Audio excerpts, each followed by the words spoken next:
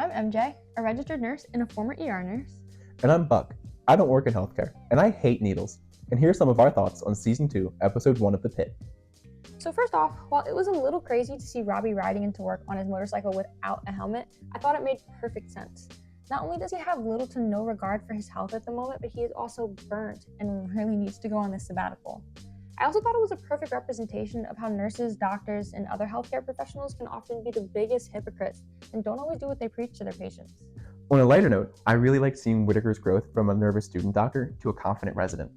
I also really liked seeing Whitaker use the moment of silence that Robbie taught him in Season 1. I also thought it was crazy that someone just left their baby in the hospital bathroom. I asked MJ if that actually happens or if it was just made up for the show. Unfortunately, the situation was heartbreakingly realistic and happens way more often than you'd think. When I worked in the ER, I spent many of my shifts navigating how to handle a baby that had been abandoned. It's a really sad reality that happens in emergency medicine. I also learned a lot this episode. MJ told me that when the man's heart started beating at a regular rhythm, that was way better than him having no pulse at all, because it meant that his heart could be shocked back into a normal rhythm. Speaking of shock, I thought it was crazy that Langdon came back. Well, yes, I know it's possible for doctors to be able to go through the necessary steps of disciplinary hearings, rehab, and counseling.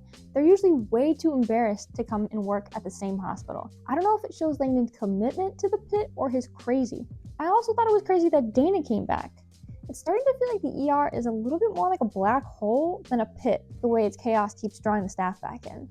Not only is it drawing them back in, but even I can't wait for the next episode, which says a lot since needles make my stomach churn. And I can't wait to see how long those neat little braids last on that brand new baby nurse.